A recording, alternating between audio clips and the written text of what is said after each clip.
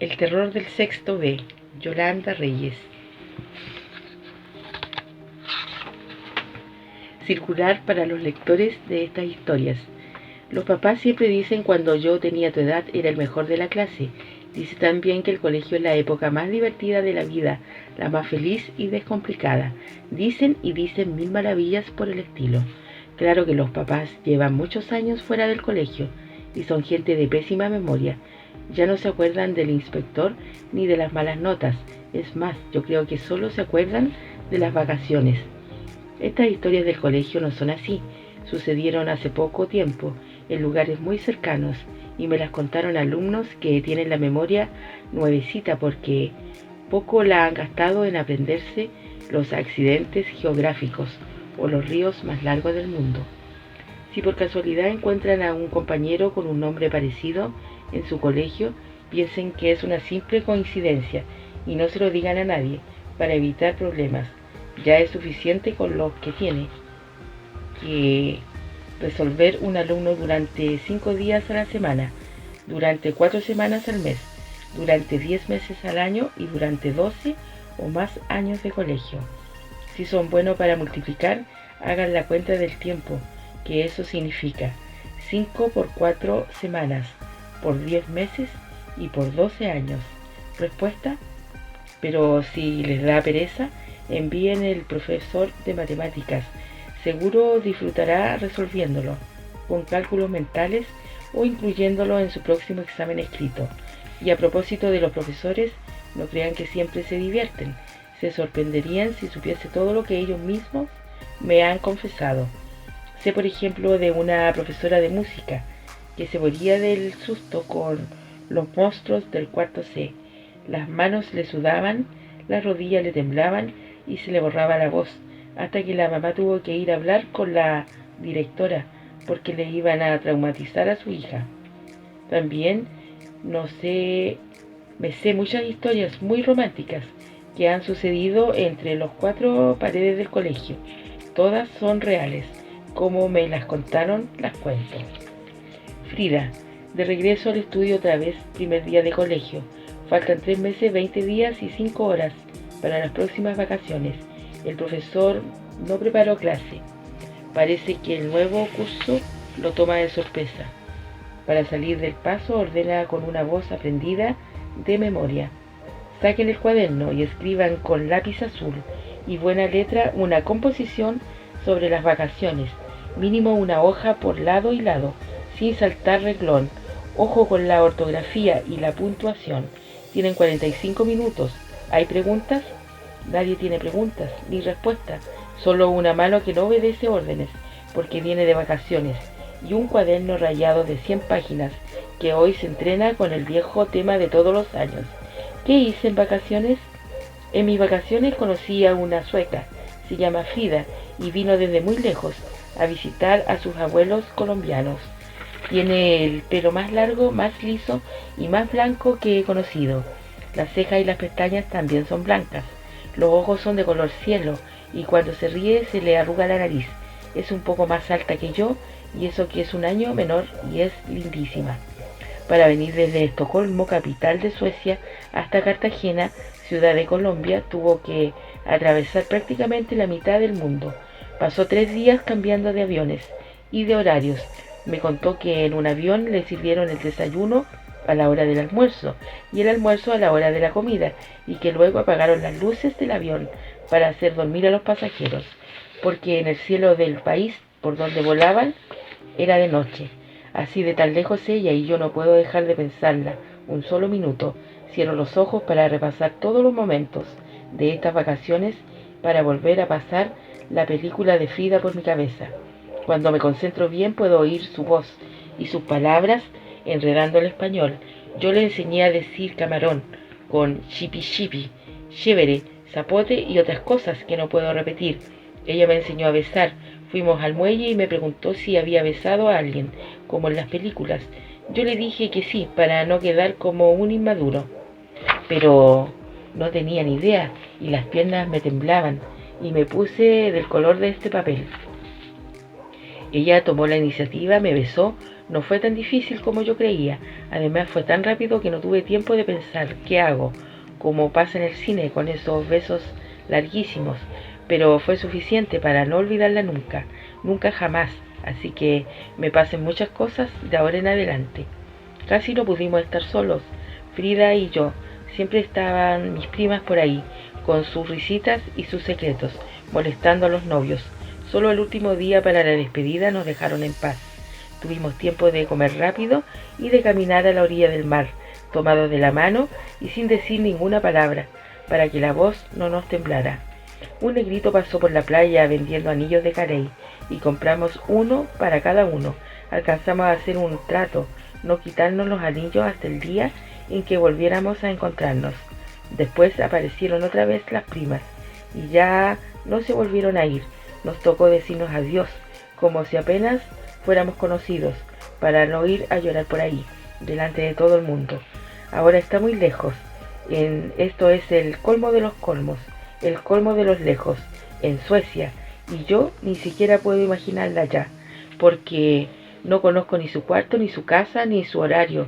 Seguro está dormida mientras yo escribo aquí esta composición.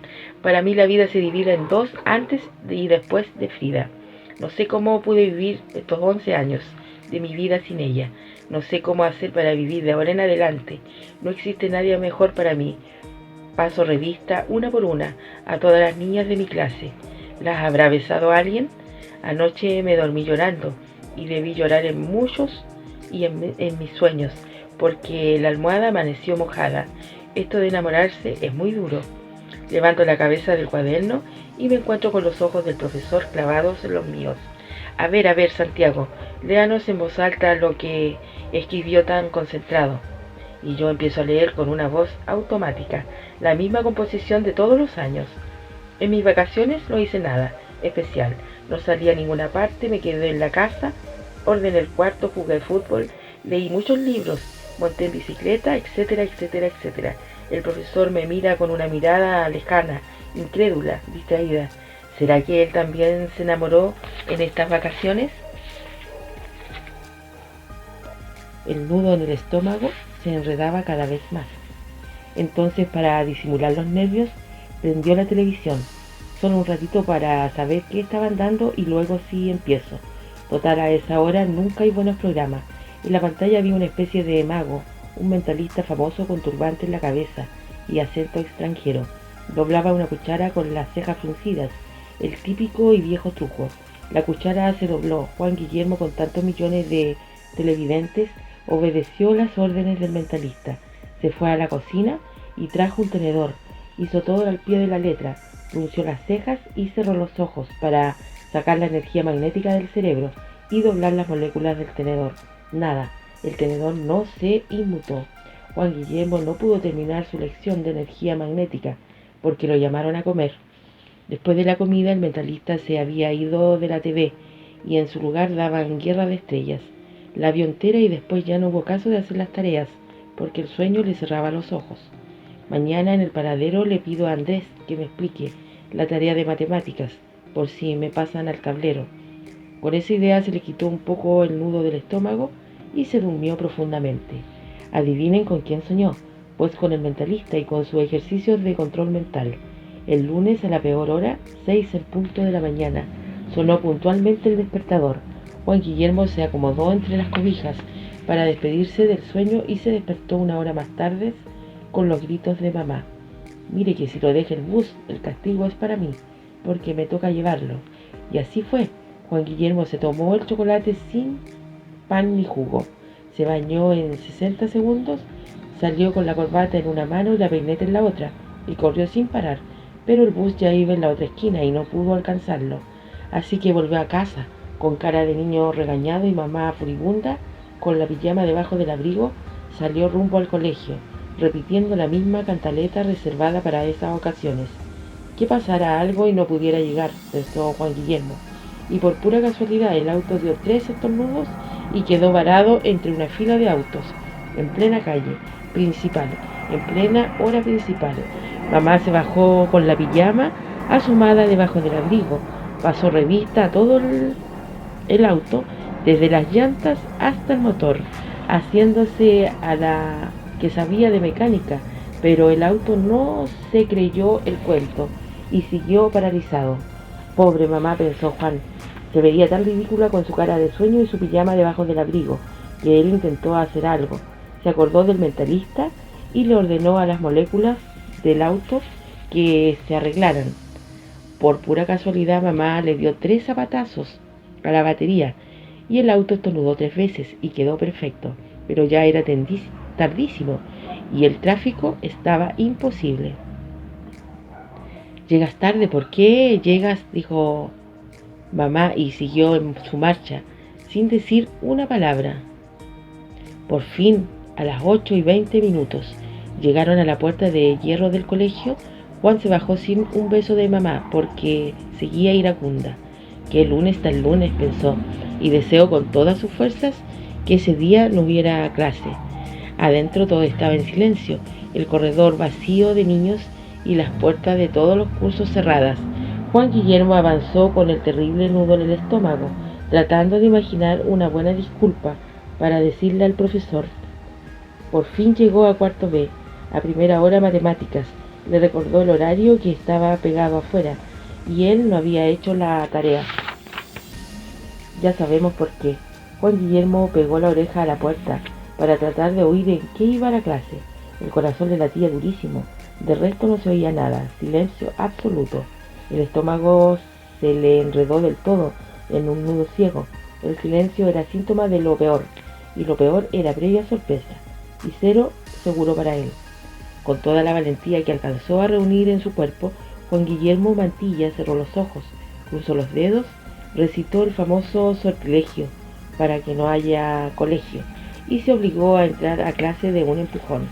Abrió la puerta y fue como si hubiera dado un salto al vacío. Adentro no había clase, no había profesor ni alumnos, ni tablero, ni bancos, ni armarios, ni carteleras, ni techo, ni piso, ni paredes. Así como suena, no había clases. Detrás de la puerta, nada de nada. Cero absoluto, conjunto vacío. Todo un lunes por delante. Todo un lunes entero y nuevecito. Y no había clases. Prohibidas. No se pueden traer radios ni zapatos de colores. Tampoco se pueden usar las medias por debajo de la rodilla, ni la falda por encima de la medida. Está prohibido subirse a los árboles, hacer guerra de agua, dejar comida en el plato, pintar en el tablero, leer cómic, reírse en clase, etcétera, etcétera, etcétera. Pero entre las 1300 prohibiciones del reglamento hay una escrita con mayúscula y subrayada. No se puede traer, ni comer, ni vender, ni comprar, ni mascar chicle. Es el peor enemigo de los profesores. ¿Quién sabe por qué? Los chocolates, las paletas y toda la familia de los caramelos están permitidos. El chicle no. Y si a uno lo pillan haciendo una bomba o simplemente saboreando con suavidad una insignificante goma de mascar, le arman un escándalo casi igual al que forman por rajarse en disciplina. Por eso nos hemos inventado muchas formas de esconder los chicles, debajo del paladar o del pupitre, detrás de las orejas, a veces en el suelo del zapato, o en otros escondites que seguro ustedes imaginan, pero que por simple prudencia es mejor no escribir en esta página. Nunca se sabe quién pueda llegar a leer estos cuentos. Pues resulta que detrás de la ventana de nuestra clase, en el huerto, había un escondite a prueba de lluvia y de profesores. Allá enterrábamos todos los cauchos de chicle del curso, hasta que un día apareció un arbusto misterioso. El lunes, cuando Acevedo la descubrió, no medía más de 30 centímetros y sus hojas de color violeta se veían equivocadas en medio de tantas margaritas. El martes, a la hora del recreo, se había convertido en un árbol respetable de 1,30 m de estatura, y el jueves por la tarde ya era mucho más alto que el sauce llorón del patio. Entonces el profesor de biología llamó al jardín botánico, y el lunes siguiente llegaron 7 sabios a examinar el árbol, de pies a cabeza. Hubo muchas discusiones a la hora de clasificarlo. Algunos decían que era una variedad de eucaliptus por el aroma de sus hojas. Otros creían que era un pariente de la familia de los robles, por la firmeza de su tronco, y no faltó quien se atreviera a confundirlo con una palma africana. Mientras tanto, el árbol seguía creciendo 1 metro diario, sin ponerle atención a los comentarios, hasta que llegó a convertirse en el más grande de América. Lo bueno fue que no hubo clase en toda esa semana. Se armó una discusión interminable y todo el mundo venía a opinar, y el director tuvo que trasladarse con escritorio, teléfonos y secretarias debajo del árbol para contestar las preguntas de los noticieros de televisión. Cuando el árbol superó la talla de todos los árboles del mundo, llegaron científicos, ecologistas, presidentes y periodistas de todas partes. La gente grande estaba feliz, diciendo que ahora sí teníamos en nuestro país el árbol más grande del mundo. Nosotros estábamos todavía más felices porque las raíces del árbol empezaron a crecer entre los salones de primaria. Entonces solo había clases muy de vez en cuando y todas eran al aire libre. El colegio fue convirtiéndose poco a poco en la casa del árbol y el rector tuvo que organizar un bazar para construir una nueva sede campestre. En el tronco del árbol pusieron una placa de mármol con letras doradas y el presidente de la República vino a bautizarla personalmente. Como nadie le sabía el nombre, le inventaron uno larguísimo, en latín, que es una lengua muerta. Ese día también hubo clase, con tantos discursos, y varios niños de kinder se desmayaron por aguantar todo el tiempo de pie al rayo del sol y con uniforme de gala. Han pasado ya 2 años desde entonces y el árbol no ha parado de crecer un solo día. Ahora mide más de 300 kilómetros y pronto empezará a hacerles cosquillas a las nubes. Dicen los científicos que cuando las nubes se cansan de tantas cosquillas, habrá un aguacero parecido al diluvio universal, pero muchísimo más corto.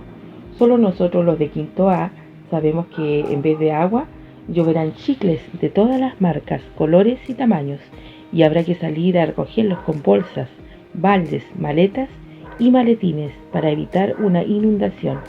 Al otro día del diluvio, cuando todo el mundo descubra el misterioso origen del árbol de chicle, se va a armar la grande en el colegio. Seguro lloverán castigos, boletines y matrículas condicionales para todos los del curso. Pero a nosotros no nos da miedo. ¿A quién puede importarle un castigo si es dueño de una fábrica gigante de chicle natural? El terror del sexto B. Hace una semana yo era un tipo común y corriente, digamos que sin problemas, porque tener una matrícula condicional y el año prácticamente perdido no son problemas graves. Ahora sí estoy metido en un lío y tengo que contárselo a alguien porque ya no puedo cargar más con este cassette prendido en la cabeza, dándome vueltas día y noche. Primero que todo me presento. Mis amigos me dicen el terror del sexto B. Soy especialista en sabotear clases y en hacer todo tipo de bromas pesadas. Hay quienes dicen que soy un líder negativo, pero eso es porque no me conocen de verdad. En el fondo soy inofensivo y hasta buena gente, o era por lo menos. El jueves 7 de octubre todo cambió. Fue en clase de inglés con el profesor Quiroga, alias Porky. Él no necesita mucha presentación. ¿Ustedes ven dibujos animados? Entonces imagínense al Porky de las tiras cómicas con anteojos, vestido de paño y 30 años de experiencia. Así tal cual es mi profesor de inglés. Este jueves su clase empezó como de costumbre, con la tortura de pasar al pizarrón. La mirada misteriosa de Porky recorrió mentalmente los 30 nombres de la lista. Empezó con Acevedo, Acuña, Agudelo, Bonilla, Botem, Calderón y no llamó a ninguno. Era como la ruleta, según bajando despacio para aumentar el suspenso. Presentí su paso por la D, la E, la F, la G y la H. Luego lo vi bajar hacia el final de la lista y me sentí salvado. Pero que va, falsa alarma. Otra vez arrancó en Zúñiga o Zuliaga y su lápiz afilado subió derechito hasta llegar a mi nombre. En él quedaron desteñidas sus siniestras pupilas. Hernández Sergio, pasa el pizarrón con su tarea. Con el corazón en una mano y el cuaderno en la otra, Me paré sabiéndolo a lo que iba. Le entregué el cuaderno cerrado para retrasar su furia. No le pedí el cuaderno para mirarle el forro, dijo, con un tono de burla. Lo que quiero es la tarea. Haciéndome el bobo, abrí el cuaderno en la página de la tarea, o mejor en la hoja del blanco, porque no había hecho nada. Él no se demoró ni un segundo en descubrirlo. ¿Por qué no hizo la tarea, jovencito? Porque no entendí, profesor. ¿Cómo estaba previsto todo el curso? Saltó la carcajada. Explíqueme el chiste, que no le veo la gracia, dijo Porky, siguiendo también lo que estaba previsto. En serio, profesor, porque yo no entendí lo de los verbos irregulares. Hubo otro ataque de risa general y yo estaba feliz en mi papel de payaso. Contraataqué con otro apunte, pesado, pero Porky no me siguió la cuerda. Estaba en uno de sus peores días y decidió ahorrar tiempo y esfuerzo conmigo. De una me mandó a la rectoría. Deme otra oportunidad, la última oportunidad, se lo juro. Yo no puedo hacer más por usted, dijo con voz de víctima. Tengo matrícula condicional y el rector me advirtió que a la próxima me expulsaría, le dije casi arrodillado. Ese no es mi problema. Ha debido pensarlo antes. Haga el favor de salir inmediatamente y ni una palabra más. O sea que no hubo caso. Cerré la puerta del salón y me quedé ahí parado, en una encrucijada terrible. No podía ir a la rectoría, porque eso significaba salir derechito a buscar colegio. Tampoco podía seguir ahí como un bobo en medio del comedor, esperando a que algún profesor me pillara fuera de clase. Entonces me fijé en la puerta vecina del sexto B, que tenía una terrible advertencia. Sitio de material didáctico. Terminantemente prohibida la entrada de alumnos. La amenaza era en serio. Entrar a ese cuarto era arriesgarse a que uno le cortaran la cabeza, como en el cuento de Baba Azul, pero en ese momento la puerta prohibida fue mi única tabla de salvación. Preciso ese día estaba sin llave. Moví el picaporte y misteriosamente se abrió. Ahora que lo pienso, era el destino. En un acto de valentía entré y me agazapé en un rincón de ese horrible depósito. Yo lo había visto 1000 veces desde mi sala. Es que el sexto B tenía una ventana que comunicaba con ese cuarto. Lo llamamos al actuario porque con la nariz pegada al vidrio podíamos ver todos los tesoros empolvados que allí se guardaban. Pero una cosa era ver el actuario desde la sala y otra muy distinto era ser parte de él. Estaba ahí agazapado en la penumbra, rodeado de todos esos objetos sobrecogedores. Me lava la sangre. De entrada tropecé con un águila disecada y vi una docena de ratones muertos que nadaban entre frascos de farmol. Más allá estaba la calavera, compartiendo estantería con un montón de huesos humanos. ¿Qué más quieren que les diga? Para donde mirara mis ojos se encontraran con algo cada vez peor.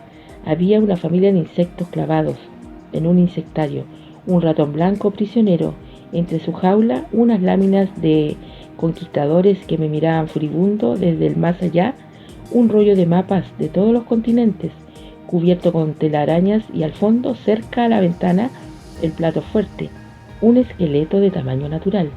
Ver y decir lo que había allá es una cosa, respirar ese olor a formol mezclado con mucho moho es otra cosa muy distinta. El aire empezó a faltarme y me sentí mareado. Pensé que en ese cuarto no estaba diseñado para que alguien se escondiera ahí adentro. De hecho, los profesores entraban unos segundos, recogían lo que iban a usar en la clase y salían. Claro, además de morirse del susto, sabían que no había ventilación. El único ventanal, como ya les dije, limitaba con mi salón y estaba herméticamente sellado. Mi reloj marcaba hasta ahora las 8:30, o sea que faltaba todavía media hora de clase. ¿Sobreviviría media hora más? El corazón que se me iba a salir de la camisa y las ganas de vomitar me decían que no. Lo más seguro que era es que me encontraran allí desmayado, de pronto hasta muerto, listo para usar en la clase de anatomía, como todo ese montón de huesos. Cuando me oí con esas palabras entre la cabeza, creí que ya había empezado a delirar, pero luego lo pensé mejor y me dije a mí mismo, reacciona, imbécil, no es para tanto. O trataba de distraerme o de verdad me moría. Me arrasé y me arrastré hacia la ventana que comunicaba con sexto B, y esa cercanía me hizo sentir mejor. Desde allá alcanzaba a oír los murmullos de un mundo conocido. La voz de Porky leía las aventuras de Tom and Mary, los protagonistas del libro de inglés, que eran perfectos, y vivían unas situaciones aburridísimas por capítulos. Parecía extraño, pero ese par de imbéciles lograron desenvolverme un poco de calma. Los minutos empezaron a caminar normalmente y en medio del peligro traté de pensar con cabeza fría. La situación estaba controlada. Ningún profesor iba a entrar al depósito porque todos estaban ocupados.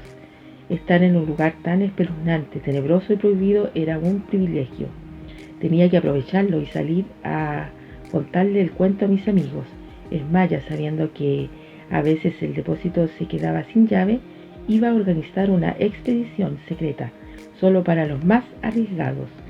Yo podía ser el guía. Me sentí orgulloso de oírme con esos nuevos pensamientos. Había vuelto a ser el mismísimo terror del sexto B. Como siempre, el olor fétido había dejado de molestarme, y viéndolo bien, todos los bichos, menos el ratón blanco, estaban disecados. Volví a mirar los tesoros ya sin tanto miedo, y de repente mis ojos se fijaron en un detalle fascinante. El esqueleto humano tenía un montón de cuerdas de nylon, casi invisibles. Colgaban de los huesos de las manos, de los pies y de la cabeza, como si en lugar de material didáctico fuera una marioneta macabra, puesta ahí para asustar a alguien. Era insólito. Al mover los hilos, el esqueleto podía levantar las manos huesudas, chocar las rodillas o temblar de miedo. El sistema funcionaba como si fuera el invento de un genio malvado. Era tan divertido el juego que el poco miedo que me quedaba se me fue quitando desde el otro lado de la ventana, porque seguía con su insoportable lectura. Me alegré de no estar en clase y pensé que sexto B era a veces más asfixiante que el olor a formol. El esqueleto me apoyó diciendo que sí, con un movimiento de calavera. Entonces se me ocurrió una idea descabellada. Decidí que mi marioneta y yo haríamos participar en clases de inglés para darle una buena lección al profesor Quiroga. Con mucho cuidado senté el esqueleto en un pupitre oxidado que había frente a la ventana del sexto B. Esa fue la parte fácil. Lo hice con movimientos muy lentos, mientras el profesor seguía con las gafas metidas entre el libro de inglés. Después me escondí detrás del marco de la ventana, agarrando bien las cuerdas de nylon que movían los huesos del brazo derecho. Todo salió perfecto. El esqueleto quedó sentado del otro lado del cristal, mirando al profesor sin perder un solo detalle de la clase. Era el último perfecto. Me moría por ver la cara de Porky, pero no me atrevo a asomarme. Cualquier descuido podría ser fatal. Había que tener paciencia, y la tuve hasta que por fin se terminó la dichosa lectura. El momento de la función había llegado, y me preparé con un verdadero tintirineo. ¿Quién no entendió algo?, preguntó Porky. Moví hacia arriba las cuerdas de nylon, y el esqueleto levantó lentamente su mano derecha. Solo oí un silencio aterrador, y luego un martillo general. Algo había sucedido, y quise mirar la escena, pero me quedé inmóvil. Era mi escondite. Después de unos instantes volvió a oírse la voz de Quiroga, un poco extraña, como cavernosa. Eso confirmaba que la escena lo había impactado. ¡Ay, Keston! De nuevo moví las cuerdas. El esqueleto volvió a levantar una mano huesuda, como si quisiera preguntar algo. Esta vez no aguanté la curiosidad. Asomé un ojo para mirar a Porky, y lo vi lívido y con los ojos aterrorizados. Pero al cabo de un tiempo pareció recuperarse y pronunció sus palabras preferidas. «Open your notebook, please». Estaba a punto de dictar la tarea cuando volví a concentrarme en mi actuación. Era el momento culminante del espectáculo. Moví las cuerdas de una manera tan perfecta que el esqueleto volvió a levantar la mano, girándola de un lado a otro para decir adiós. Fue un movimiento muy coordinado y yo ya me estaba sintiendo orgulloso de mi talento para manejar marionetas cuando oí del otro lado señales de alarma. Todo el curso murmuraba y se sentía una atmósfera de preocupación. «¿Se siente mal, profesor?», oí preguntar a Rodríguez. «No, no», dijo Porky con un hilo de voz. «Les dejo estos minutos libres». Y de tarea, ¿qué hay que hacer?, dijo el sapo de Botero. No, Hamburg, for tomorrow. Fueron las últimas palabras que le alcancé a oír, difusas. Hasta mi escondite llegaron los gritos de alegría. A nadie en sexto B le preocupó el extraño comportamiento del profesor Porky. Solo el esqueleto y yo lo sentimos pasar por nuestra puerta, arrastrando sus zapatos viejos. Cuando los pasos se perdieron, me atreví a salir del depósito y aproveché el desorden general para colarme en el salón como si nada. Adentro había una fiesta completa, con guerra de tiza incluida, para celebrar semejante acontecimiento. Era la primera vez en la historia del colegio que el profesor Porky regalaba tiempo de su clase y no dejaba tarea. Mis amigos me lo contaron maravillados y yo casi ni los oí. No me atreví a comentar mi última hazaña con nadie. Tenía clavada la mirada aterrorizada de Porky y su voz temblorosa cuando vio que el esqueleto le decía adiós con la mano. Disimuladamente traté de averiguar por él entre otros salones y me dijeron que no habían tenido clase de inglés porque el profesor estaba indispuesto. Desde ese momento empecé a sospechar que se me había ido a la mano. Durante el resto del día casi no abrí la boca, ni me hice el chistoso en ninguna clase. Por la noche tuve pesadillas y me desperté temblando de fiebre. Mi mamá me dijo que debía ser un virus y que mejor me quedara en la casa. Yo por primera vez en mi vida de colegio me levanté enfermo y fui el primero en llegar al salón.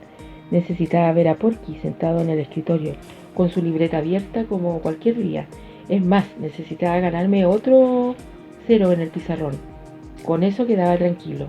Pero no fue así. Pasó el viernes y volvió el lunes y Porky no fue al colegio. En la mañana del martes el rector nos hizo formar en patio, desde kinder hasta primero medio. Tenía una cara larguísima y yo presentí lo que iba a decirnos. Los reunía hoy a todos para darles una noticia muy triste. El profesor Quiroga está en el hospital. El caso es muy grave, a menos que suceda un milagro, dijo con un tono terrible, de sesión solemne, y siguió diciendo un montón de palabras que yo ya no oí. Desde entonces solo espero que suceda un milagro y que Porky entre por esta puerta del sexto B como si nada. Dicen los chismes que él ya no vuelve y que el próximo lunes llega una nueva profesora a reemplazarlo. He oído también que estaba muy, pero muy enfermo desde hacía tiempos, pero que no había querido decírselo a nadie, para que no le tuvieran lástima ni le pusieran condecoraciones. Supongo que la gente dice esas cosas simplemente por opinar y porque todavía nadie sabe qué fue lo que realmente sucedió. Ustedes que llegaron al final de esta historia son los primeros en saberlo. Si por casualidad saben dónde está Porky, cuéntenle todo, díganle que era solo una broma pesada, que no es para tanto, que no me haga esto. Martes a la 5:00 hora o la clase de gimnasia. Juliana era gorda, pesada y lenta. Tenía 13 años, unos 50 de estatura y 50 y tantos kilos encima, mucho más de lo que su uniforme de gimnasia podía contener. Por eso los martes al mediodía deseaba con todas sus fuerzas no haber nacido, o volverse invisible, o vivir lejos, muy lejos del nuevo liceo para no pasar por la tortura de ponerse el uniforme en público, delante de las miradas de sus 15 compañeras, mucho más esbelta que ella. Es por no hablar de las otras 15 miradas, la de sus compañeros hombres, que siempre se las arreglaban a esa hora, para espiar por las ventanillas del baño de mujeres. Tal vez pensaba Juliana para consolarse, tal vez a mí ni me miran. Seguro estaba con los ojos fijos en las bonitas del salón, por ejemplo en la creída de Paula, que siempre se cambia junto a la ventana, preciso en el sitio más visible, y luego se hace la ofendida cuando descubre que la están mirando. Claro, la muy hipócrita. La tortura de Juliana llevaba varios años y prometía durar muchos más. Había usado ya todas las artimañas, todas las disculpas caseras y todas las excusas médicas para salvarse de la gimnasia. Sufrió intensos dolores de estómago justo los martes al mediodía. Usó cuello ortopédico solo los martes a la 5:00 hora. Le dio fiebre de 38 grados 2 martes seguidos y hasta llegó al extremo de romperse un brazo. Eso sí fue su mejor antídoto, porque logró pasar 2 meses y medio enyesada, es decir, 10 horas de gimnasia mirando la clase desde las graderías sin mover un dedo.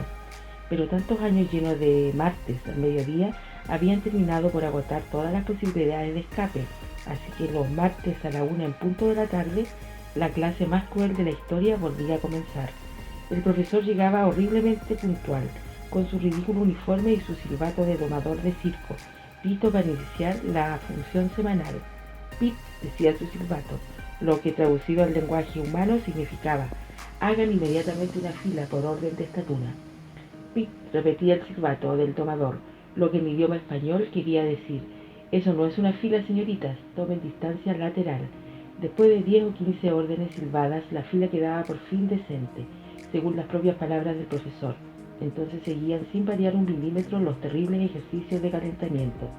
Y 1 y 2, respiren profundo. Y 1 y 2, flexionen el tronco. Y 1 y 2, los brazos a la derecha. Dije a la derecha, señorita Juliana.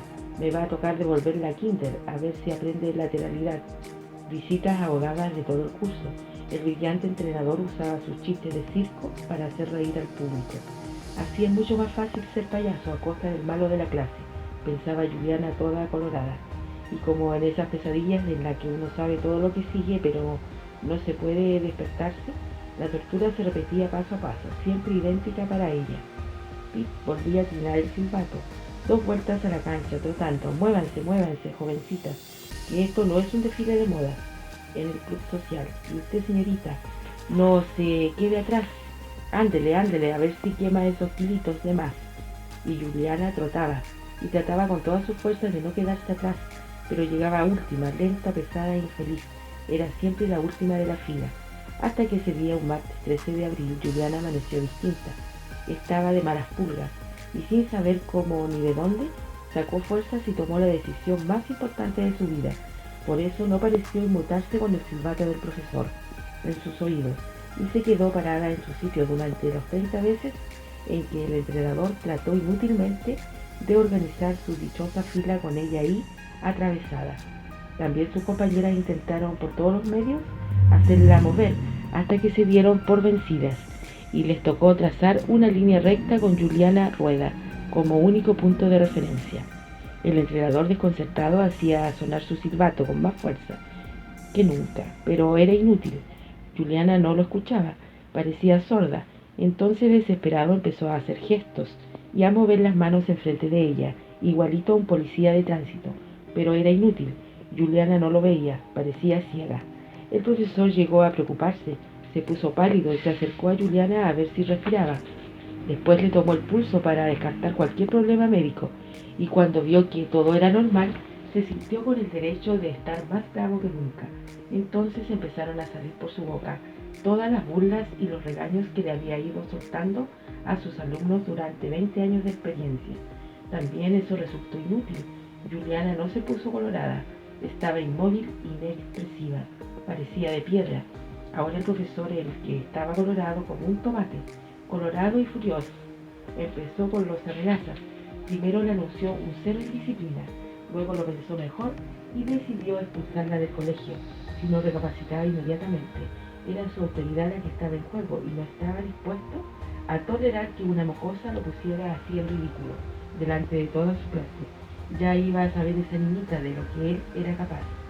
Y sí, en los últimos minutos que quedaban de clase, el profesor Pacho Donaire fue capaz de casi todo. Gritó, regañó, se lamentó, dijo que necesitaba el trabajo, echó discursos, hizo pataletas, etcétera, etcétera, etcétera. Solo le faltó llorar. Por fin sonó la campana y rompió el encantamiento.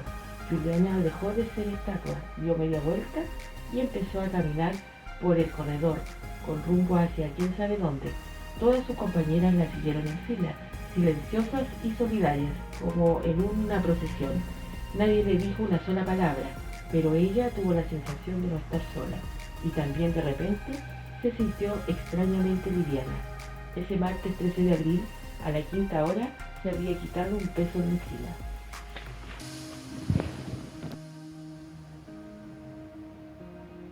Saber perder.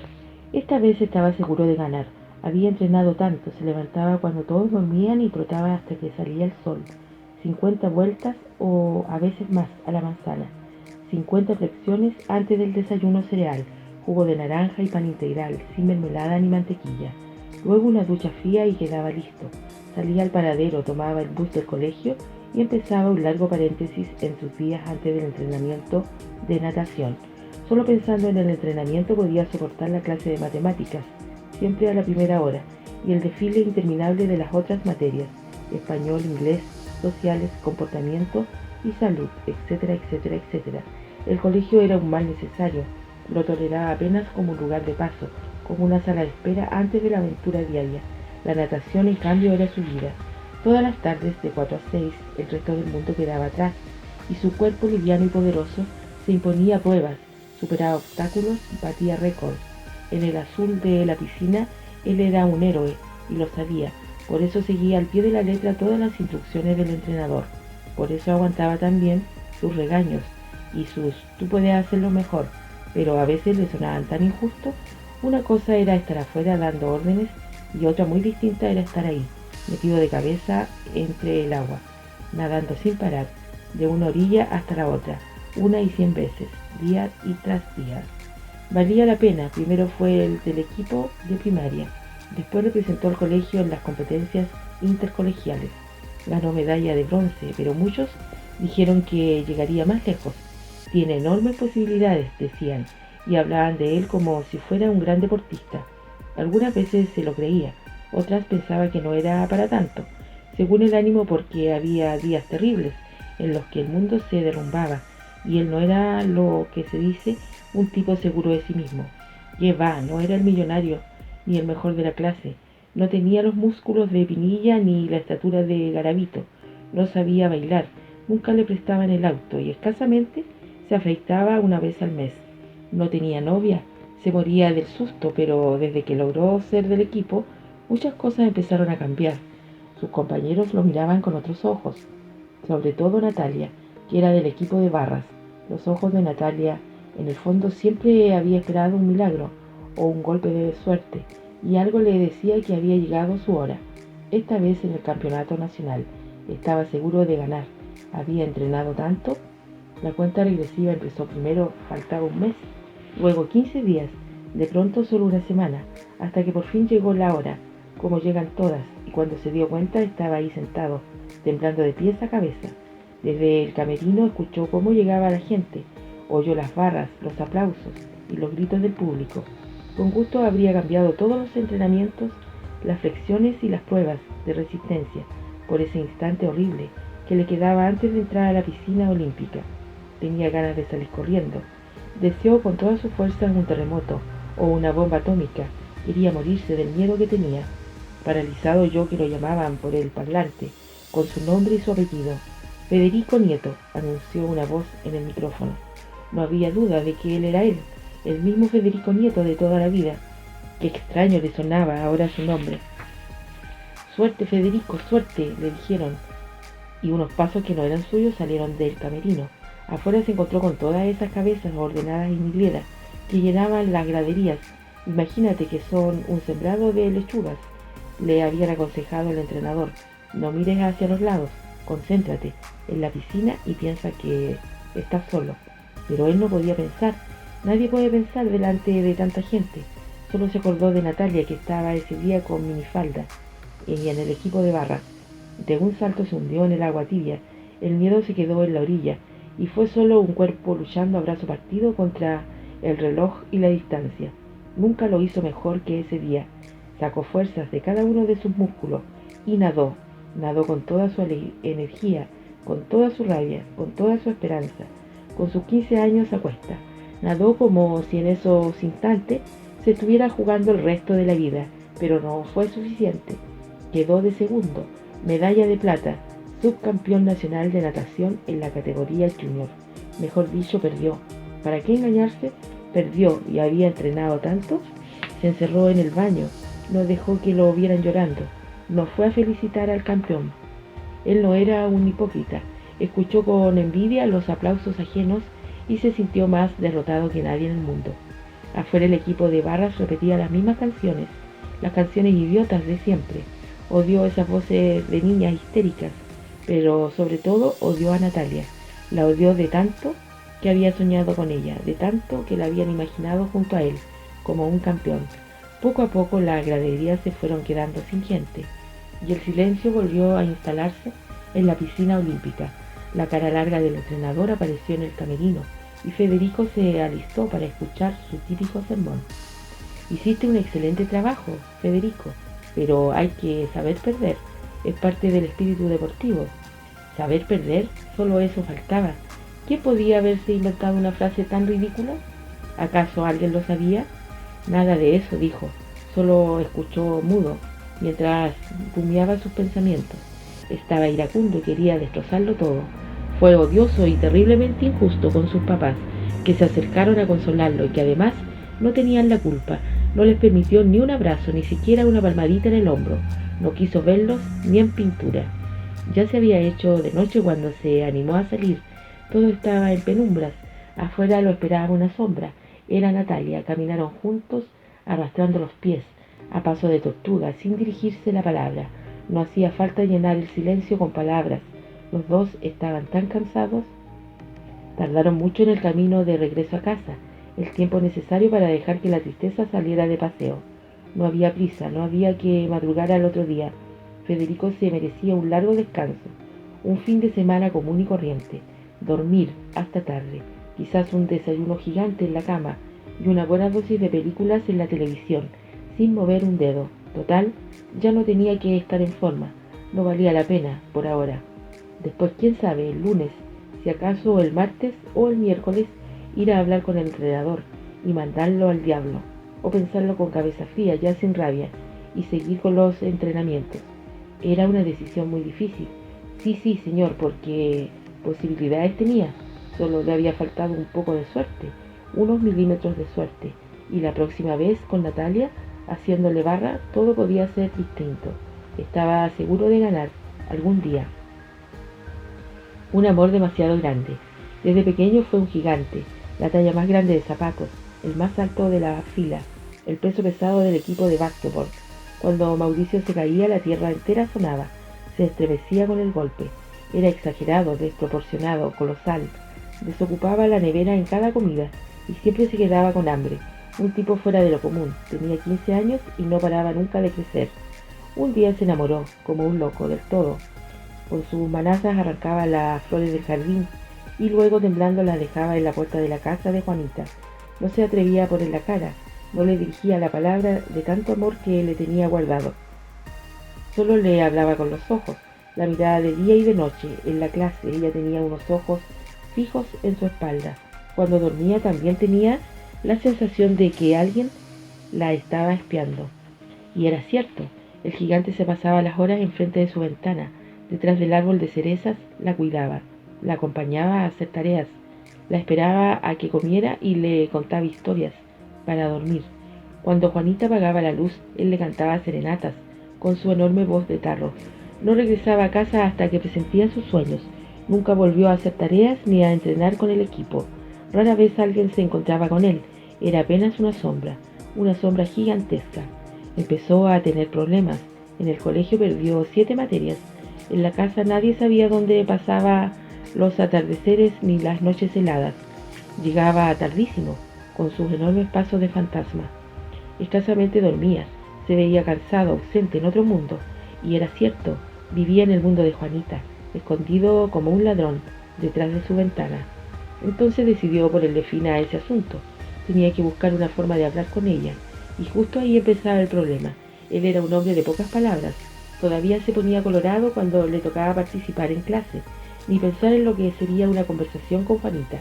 Quizás podría empezar con una frase común y corriente, algo así como: «Hola Juanita, hace un hermoso día». ¿Era eso común y corriente? Mauricio ensayaba y dudaba, y como no tenía experiencia en conversación, se dedicó a la tarea de escuchar lo que decía la gente. Durante todos los recreos se sentaba estratégicamente al lado de las parejas de novio o de amigos que había en su curso. Parecía un espía, con su cuaderno de notas, listo a atrapar en el aire cualquier frase interesante, algo que le permitiría romper el hielo. Así coleccionó un montón de diálogos ajenos. ¿Qué has hecho? Nada especial. ¿Y tú? Pensarte. ¿Qué vas a hacer mañana? Ni idea. ¿Por qué? ¿Te gustaría ir al cine?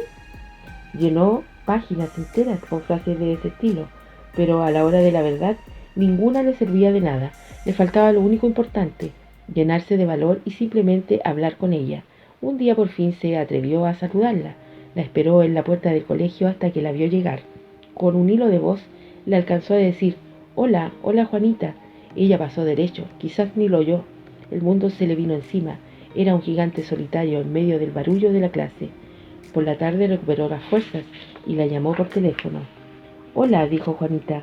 Del otro lado solo se oía un silencio enorme. «Hola», repitió Juanita en todos los tonos. Mauricio la escuchó con el corazón encogido. Trató de decir algo, pero la voz se le había borrado. Ella colgó. Varias veces repitió su conversación muda, hasta que al fin ella lo insultó, pero no se dio por vencido. Para disculparse le mandó una tarjeta pintada por él. Era la imagen sin palabras de un gigante arrodillado frente a una hermosa princesa. Al parecer no sirvió de nada, porque la princesa pasó todos los días rodeada de un séquito de amigas, y aunque estuvo a punto de tropezarse con él, nunca lo vio. Por esos días, Mauricio empezó a sospechar que, a pesar de su tamaño, era un hombre invisible. Fue entonces cuando se le ocurrió la idea más descabellada de todas las ideas. Si era invisible y si no le salía la voz, iba a ser un cartel gigante, y Juanita no tendría más remedio que verlo todos los días, meciéndose junto a su ventana. Gastó 6 metros de tela y un tarro de pintura roja, solo para decirle: «Te amo, Juanita». Nada más, así de simple. Lo difícil vino después. Tenía que colgar el cartel frente a la ventana de ella, entre el poste de la luz y el árbol de cerezas. Mauricio empezó a las 11 de la noche y lo sorprendió al amanecer, enredado entre un complicado sistema de cuerdas, sudando a pesar del frío y con el alma colgando de un hilo. «¿Cómo hace de falta un amigo en momentos así?», pensaba Mauricio, sentado en una rama del árbol de cereza. Entre dos esto sería más fácil. Y mientras trataba de animarse, pensando en la sorpresa que se llevaría Juanita al ver su cartel, una luz de interrogatorio le encandiló los ojos. Mauricio no sabía quién estaba abajo, pero el tono de voz se imaginó que no se trataba de ningún amigo. «Se ordena al sospechoso bajar del árbol, con las manos en alto», le gritaron. Aunque parecía imposible bajar del árbol a esa hora y con las manos en alto, Mauricio cumplió la orden al pie de la letra. Abajo lo esperaban 2 policías. «Quedó detenido», dijo el más viejo. «Tiene que acompañarnos a la comisaría», completó el más joven. A Mauricio solo se le ocurrió la típica frase de las películas: yo soy inocente», dijo para comenzar. Y en realidad fue solo el comienzo, porque después lo confesó todo. Habló sin parar durante un largo rato. Aprovechó la oportunidad para contar todos los detalles de su amor atragantado. Los policías lo escucharon de principio a fin. No lo interrumpieron, no le hicieron ninguna pregunta, no le exigieron pruebas. Por fin, cuando Mauricio terminó su declaración, el policía más viejo recuperó su voz de mando y empezó a dar instrucciones. «A este muchacho hay que ayudarlo, rapidito, a movernos, que es para hoy». Los policías sacaron sus herramientas de la patrulla y se treparon con Mauricio al árbol de cerezas. Lanzaron sogas y escaleras de emergencia hasta el poste de la luz. Estuvieron a punto de resbalarse. Entre los tres lograron coordinar un arriesgado trabajo de equipo. Fue intenso, peligroso y apasionante. Por fin, a las 6 en punto de la mañana, la operación Pasacalle estuvo concluida y un amor exagerado quedó flotando en el aire. Después de unos minutos la ciudad se despertó. Todos, absolutamente todos, salieron a admirar el pasacalle más hermoso que jamás existió. Las vecinas murmuraron, los muchachos le tomaron fotos, las amigas de Juanita lo miraron con envidia. El tráfico se puso imposible y la fila de curiosos fue aumentando durante todo el día. Juanita, mientras tanto, con las cortinas cerradas, se agazapaba entre las cobijas y se tapaba los oídos para no escuchar semejante alboroto frente a su ventana. Tenía miedo, era pequeña y menudita y soñaba simplemente con un amigo, con alguien que la mirara a los ojos y la tomara de las manos y la llevara si acaso a comer un helado. Tanto amor la apabullaba, era demasiado para ella. Tal vez algún día, cuando creciera, se casaría con él, pero por ahora no le interesaba averiguar quién era el que tanto la quería. Un enamorado así le quedaba grande.